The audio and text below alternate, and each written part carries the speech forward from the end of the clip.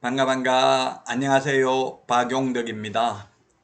에듀윌 모의고사 21번 문제부터 보도록 하겠습니다.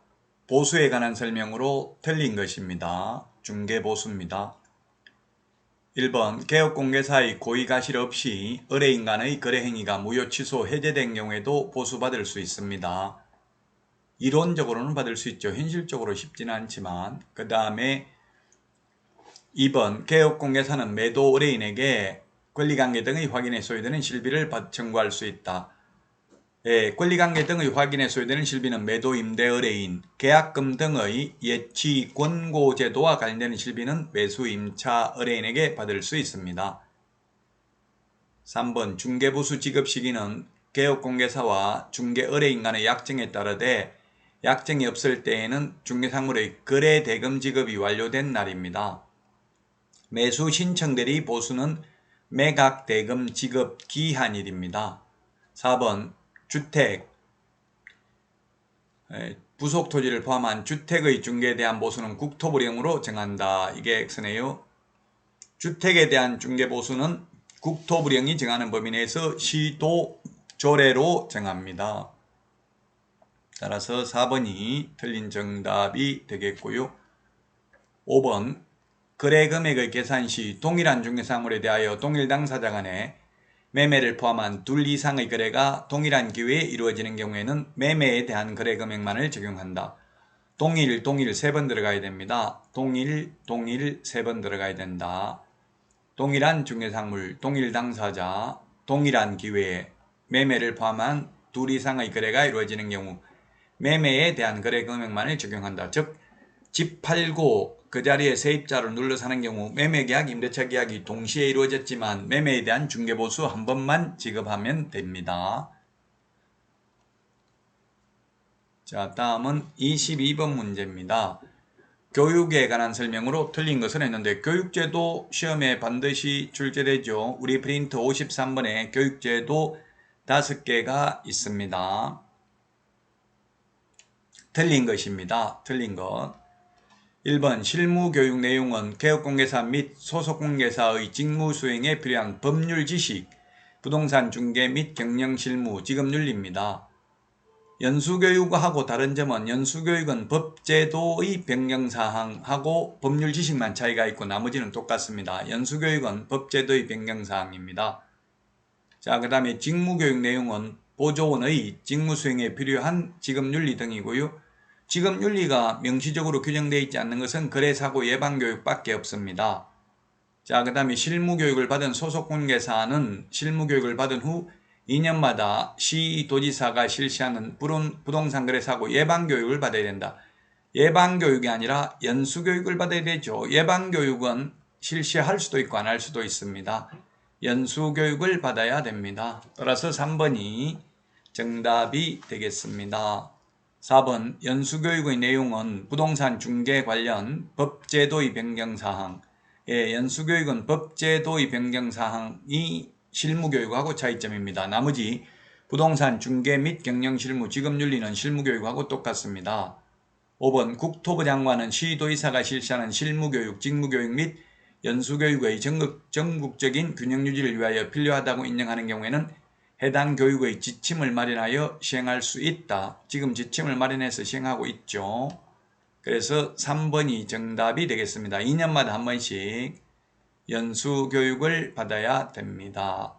자, 다음은 23번 문제입니다. 23번. 옳은 것입니다. 옳은 것인데 기억 등록관청은 중개사물의 가격 등 내용을 사실과 다르게 거짓으로 표시 광고를 한 개업공개사를 등록관청에 신고한 자에게 포상금을 지급할 수 있다 했는데 포상금 지급 대상은 무부양, 광시, 공시 이렇게 이야기했죠. 무부양. 개업공개사가 아닌 자가 광고한 경우 포상금 지급 대상입니다. 그래서 이거는 포상금 지급 대상 아닙니다. 포상금은 한 건당 50만원입니다. 150만원 X고요. 그 다음에 디귿은 포상금은 신고 또는 고발된 대상에 해당하는 자가 행정기관에 의해서 발각되기 전에 등록관청 수사기관이나 부동산거래 질서 교란행위 신고센터에 신고 또는 고발한 자에게 그 신고 또는 고발 사건에 대하여 검사가 공소제기한 경우에 한하여 X네요. 공소제기 또는 기소유예 결정을 해도 포상금 지급해야 되죠. 그 다음에 포상금 전부가 아니고 일부 즉 50% 최대 50% 범위 내에서 국고에서 보조할 수 있습니다. 따라서 1번이 정답이 되겠습니다. 포상금 우리 프린터 핵심 비교 정리 프린터는 28번에 있습니다. 무부양 광시공시 무부양 광시공시가 포상금 지급 대상입니다. 무등록 부정한 망보로 등록 개업공개사가 아닌 자가 광고한 경우 무부양 광시공시 양도대여한 경우 그 다음에 시공시 거짓으로 계약이 성립된 것처럼 꾸미는 등 시세에 부당한 영향을 미치는 행위를 한 개업공개사 등 그 다음에 공동중개 제한 왕따시키는 경우 누구든지 시세에 부당한 영향을 미치는 행위를 한 경우 신고하면 포상금 지급 대상이 되겠습니다. 자, 다음은 24번 문제입니다. 24번 옳은 것입니다. 협회 설립 국토부 장관 허가받아야 된다 했는데 허가라는 말은 아예 공인중개사법에 없습니다. 인가받아야 됩니다. 그 다음에 2번 24번에 2번 협회는 법인으로 한다. 비영리 사단법인입니다. 법인이 맞습니다. 자, 그 다음에 협회는 정관으로 정하는 바에 따라 광역시에 지부를 둘 수 없다 했는데 둘 수 있죠. 지부는 시도에 둘 수 있습니다. 시군구에 지회에 둘 수 있고요. 그 다음에 총회 의결 내용은 지체 없이 국토부 장관에게 보고해야 되고요. 협회는 정보 제공에 관한 업무를 수행할 수 있습니다. 정보망. 그래서 지금 한국공인중개사협회는 한방 PC버전 정보망을 운영하고 있습니다. 2번이 정답이 되겠습니다. 다음은 25번 문제입니다. 행정처분에 관한 설명으로 틀린 것입니다. 1번 등록관청은 업무정지기간 중에 중개물을 한 개업공개사의 개설 등록을 취소하는 경우에 청문을 실시하여야 한다.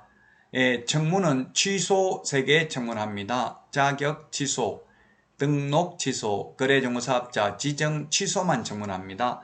자격정지 업무정지는 청문하지 않습니다. 매수 신청 대리인 등록 취소도 청문하지 않습니다. 취소 3개만 청문합니다. 자, 그 다음에 법인 또는 분사무소별로 업무정지를 명할 수 있다. 그렇습니다. 업무정지는 법인 또는 분사무소별로 할 수 있고요.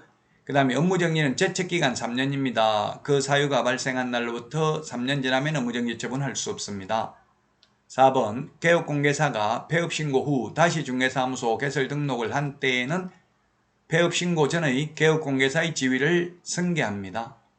정가 기록을 가지고 다닌다는 이야기죠. 맞습니다. 5번 폐업신고 전의 개업공개사에 대하여 행한 행정처분의 효과는 그 처분일로부터 1년간 다시 중개사무소 개설 등록을 한 자, 재등록을 한 개업공개사에게 승계된다.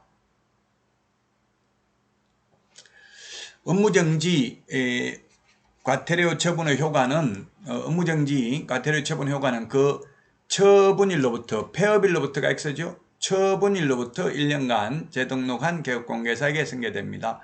폐업일로부터 X입니다. 처분일로부터 1년입니다. 따라서 5번이 정답이 되겠습니다.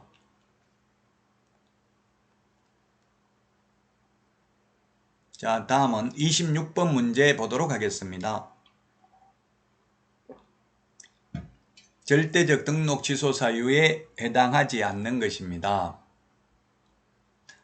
법인 해산, 사망, 절대적 취소 사유에 해당되죠. 사망, 해산, 절대적 취소고요. 그 다음에 최근 1년 이내에 이 법에 의해서 2회 업무정지 처분을 받고 다시 업무정지에 해당되는 경우 절대적 취소. 3번은 결격 사유니까 절대적 취소고요.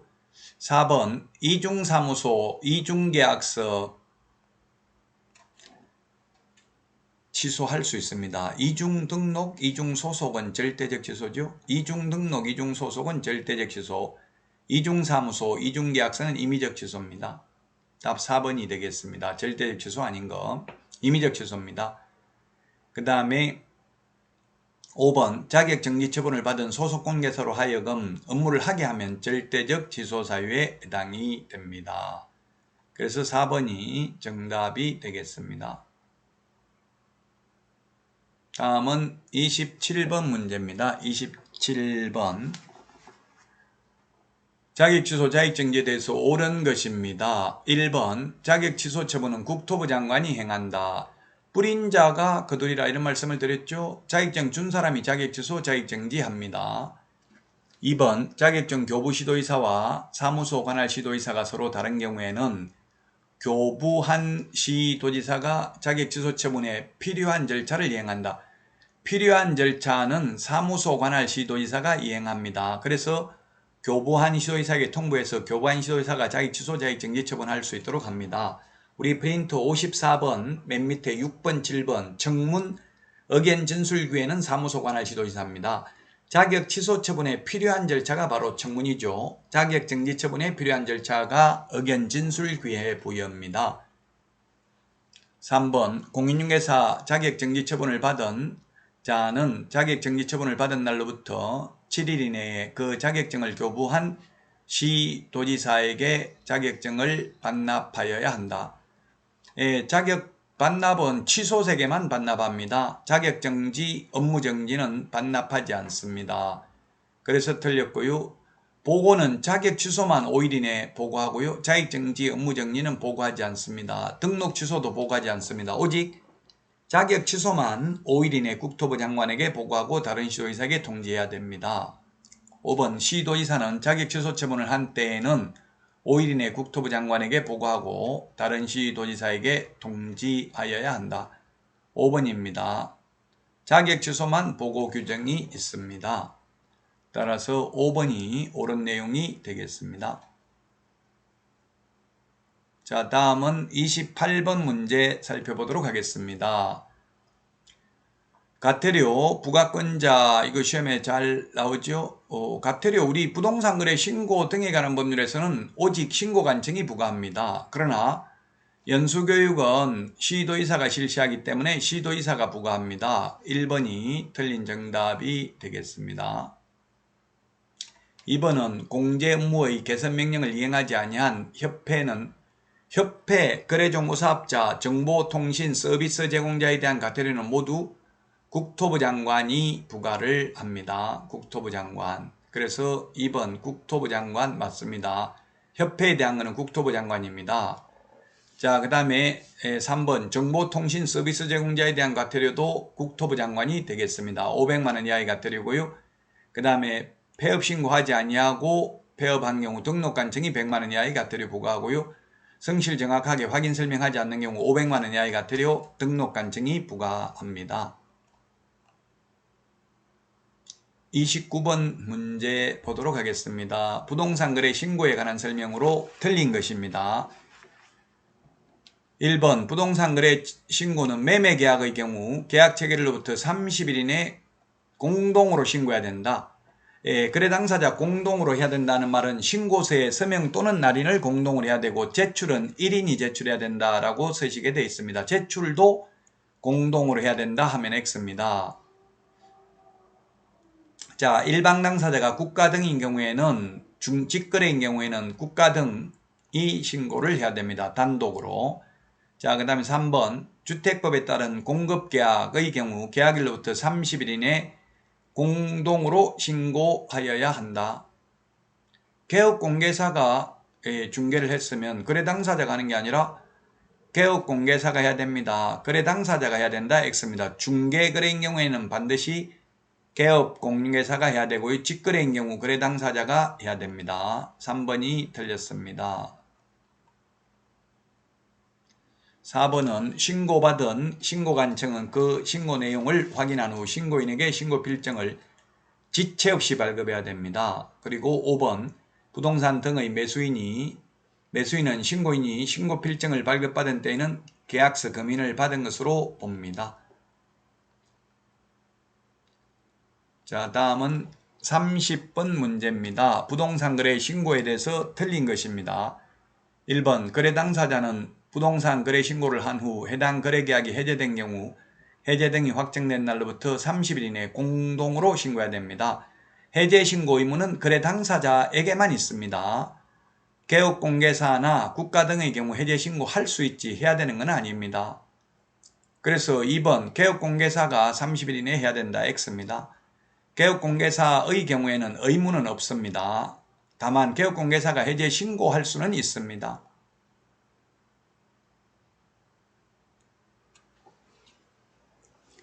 자, 그 다음에 3번 국토부 장관은 신고받은 내용, 그 다음에 부동산 가격 공시 및 감정평가에 관한 법률에 따라 공시된 토지 및 주택가의 그 밖의 부동산 가격 정보를 활용하여 부동산 거래 가격 검증체계를 구축 운영해야 된다. 예, 검증체계 구축 운영은 국토부 장관, 그 검증체계에 의해서 검증을 하는 사람은 신고관청입니다. 5번 국토부 장관은 신고받은 내용의 확인을 위하여 필요한 때에는 신고 내용을 직접 또는 신고관청과 공동으로 조사를 할 수 있습니다.